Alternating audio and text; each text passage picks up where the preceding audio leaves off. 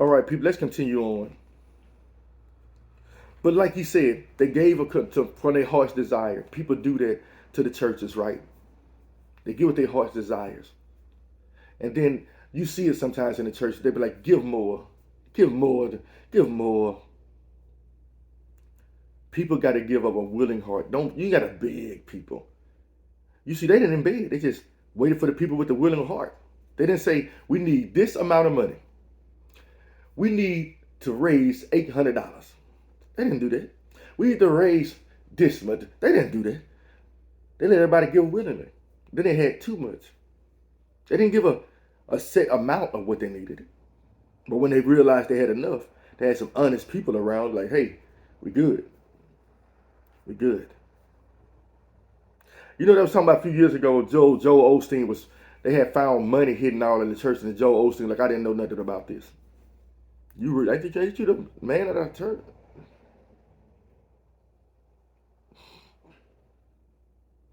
Everything's about materialism now. It's about the Lord's house. You're not supposed to take advantage of people. Now, for the next few chapters, they're going to go over the workmanship of the house of the Lord. And all the different paces, what they're going to do, how they're going to make this, how they're going to make that. You know, I'm not going to go over all that. But they're going to go through all of that right now. For a few chapters. You understand? For about a few chapters, they're going to go over the workmanship of the house of the Lord. How to make it, how everything's going to be, how to do everything. And that's how Exodus ends. You see, but at the same time, people, again, they had more than enough. God does want to overflow you sometimes. But he don't want to overflow you so much till you just take advantage of other people. When it's enough, enough. Why do people seem to want so much more? I put it like this, right? Like, let's say people praying for a raise. And they're like, hey, Lord, give me that raise I've been asking for. And they get a raise to be able to handle what they want. And us as people, what we normally do, we go buy outside our means. So now we need to ask for another raise. And another raise. And another raise. And another raise. I'm like, when is enough enough? Your prayer life needs to focus on the needs, spiritual needs, more than material needs. Because material needs can never end if you start focusing on that in a form of trying to make yourself feel better or look better than another. Tell you something about that material game. It's endless. Now you watch Elon Musk and all these other people, they just constantly buying more and more stuff. Why? When is enough enough? And we live in a world where there's never enough. You know, none of those rich people are going to take none of that money with them when they leave. When is enough enough? Even Elon Musk, like, let's say the AI, they've been embracing AI for years. Now all of a sudden, we need to slow it down. At least he realized we need to slow it down, but it's too late. The damage has been done. You done already put this artificial intelligence creation out there. Now you're saying it need to slow it down? You should have been slowed it down. When is enough enough? We're going to create a artificial intelligence that's going to get rid of our usefulness as human beings. I was at the job the other day and I was looking at the people that work on the power poles. I was like, that's some good mechanics. You know, they don't have to climb up the pole no more. But it's still ran by man. That's how you want it. We don't need no artificial intelligence. Sometimes we need man to make mistakes so we can get a little better and not do that mistake again. But we don't need an artificial intelligence to outsmart us. We're doing it to ourselves. This world we live in. But you look at a lot of mechanical, a forklift, great mechanical invention. You ain't got to lift the heavy rocks no more. But what's the use of teaching a forklift without a man? I'm just trying to tell y'all something, man. When is enough enough? I understand spell checker on your phone and this and that to teach you how to spell right words. That's good. Do we need the computer to write for us? Eventually, kids gonna be telling artificial intelligence to do their book reports. Then what? You know what they're gonna be? Make us dumber. When is enough enough?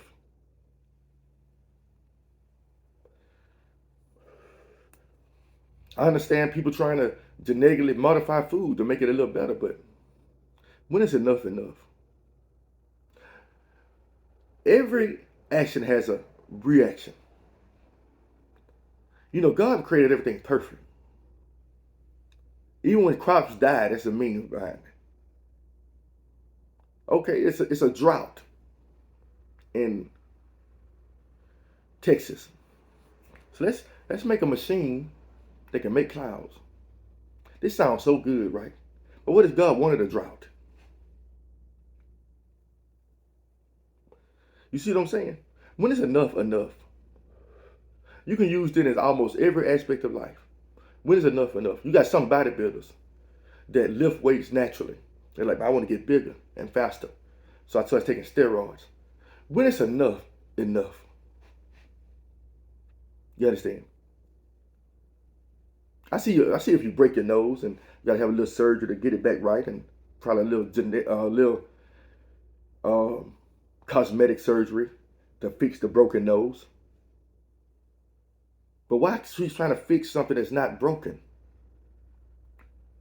You understand? Maybe God gave a woman with no breast for a reason. You know, even a man, they say your penis size. Deal with it, man. God got somebody out there for you. God's got somebody out there for everyone. You don't got to change your body. You got to do none of that stuff. If you feel you got to change your body just to impress somebody or to get somebody, you're only fooling yourself and you're fooling people. You make yourself look somewhat what you're not. And God's not the author of confusion. When is enough enough? Are y'all getting the picture? You see, the devil don't want you to ever be content. When you make $1 million, now you want to make 2 million. You know, I be playing video games on my phone. I play a game called Pool. And like, nobody likes to lose in a game, you know, but I was looking at the money. I was like, oh, I'm losing money. I'm losing money. But it's like, there's no end. There's no end to chasing it. You know, it's no end to trying to get money. He said, there's no end to it. When is enough is enough? When are you going to get to a point where you're like, I'm good? When are you going to get to that humbling stage? I'm good. We all go through this battle. We don't want to humble ourselves for the Lord. Take animals. Do you see animals in the Serengeti kill 50 deer and store them up? No, they kill just enough deer to feed the herd. And they sit back and relax till it's time to eat again. Now, you got some greedy animals out there. You do. But God made animals a certain way for a reason. But at the same time, it keeps it balanced. Think about all this genetic altering we're doing, trying to make a chicken bigger than what it is. And we wonder why kids are looking different at 13 than how they looked at 13 when we was young. Because they want more and more. It's all about money. All about how can I make more money. Not really about feeding people with more chicken. It's how can I make more money. How can I make chicken faster? How can I make a chicken grow that's supposed to grow at this time period? I want to make it grow full size in a week. When you start altering things, when is enough enough?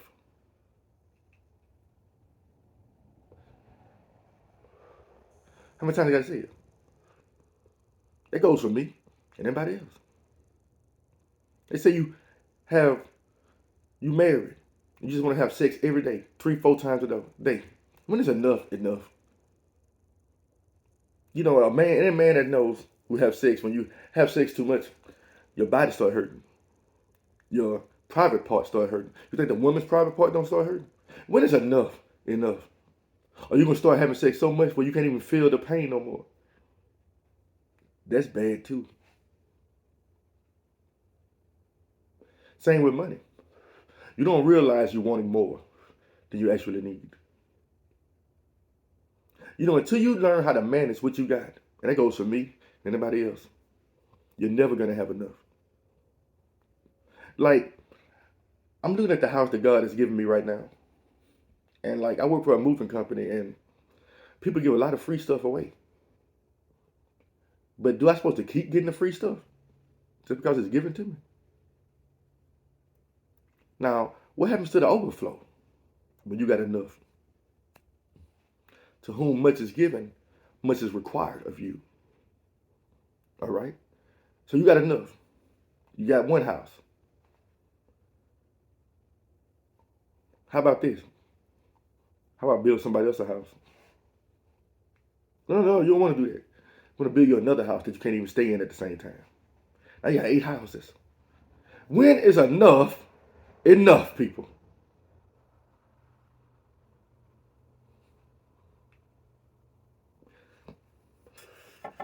I did not sit down and make this teaching lesson up. It came to me. When is enough enough? The parable of the rich man. I'm going to build this storehouse. His mind went in the right way. He was steady trying to enlarge his territory. But God wants you to try to enlarge other people too. Not just worry about yourself. You know how many families in this world could help their family members more and got the ability to do so and don't?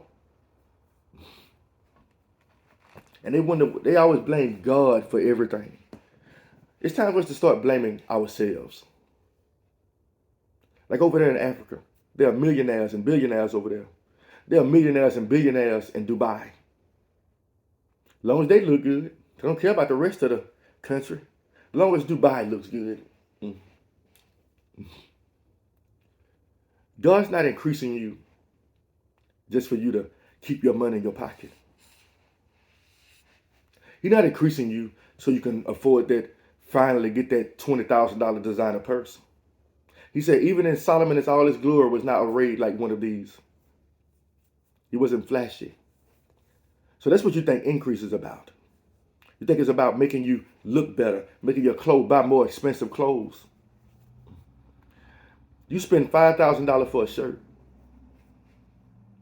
You know how many people you could have clothed with that $5,000? You see, and y'all want to blame the Lord for everything. Look at the word, blame ourselves. I think God didn't make everybody rich because he wanted to see how everybody's going to treat each other. God can make everybody live balanced, but he didn't do it that way. He want to see how y'all hearts are, how willing your heart is. You know, you got some people that just can't say no, no matter what. You know, I see people like this.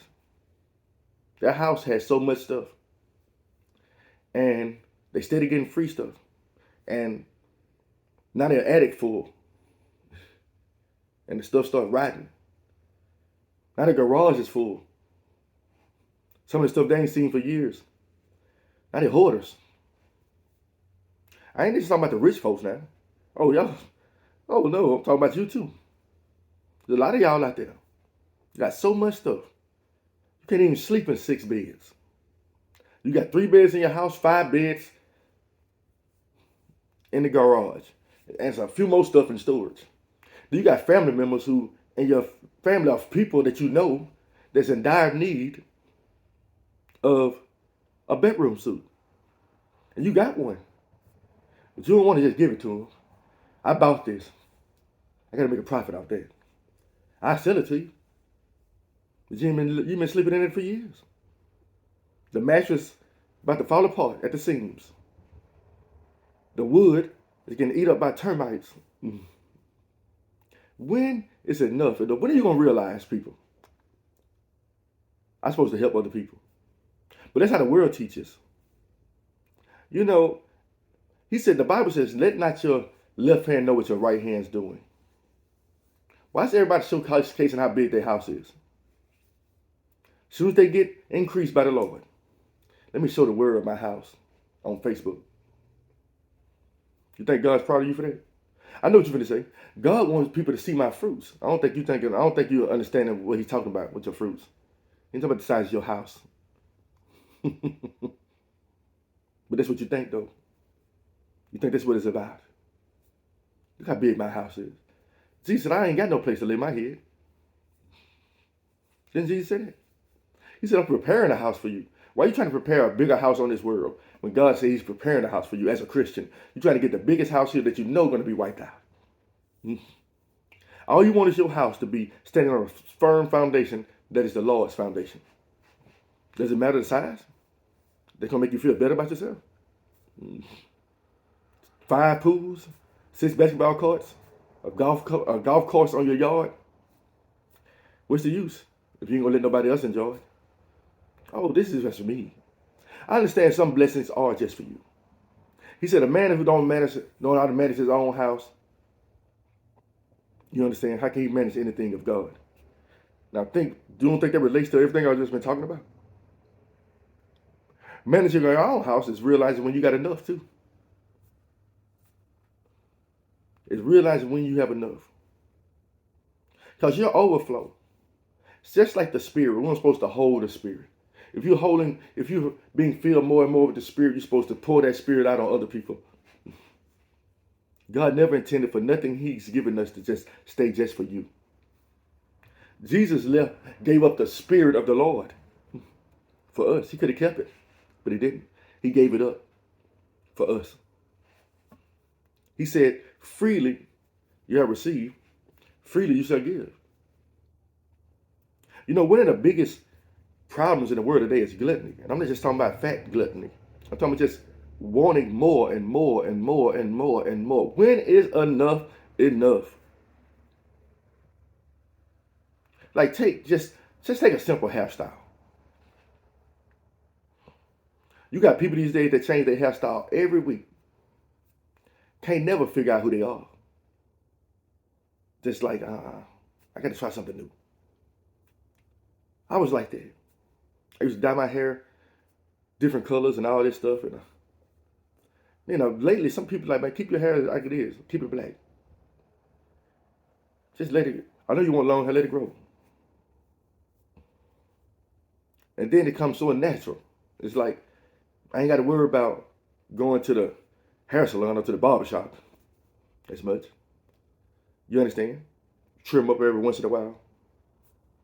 Women, when is enough enough? How many hairstyles you need? And you expecting your husband to keep providing for you a new hairstyle every week. When you going to get content?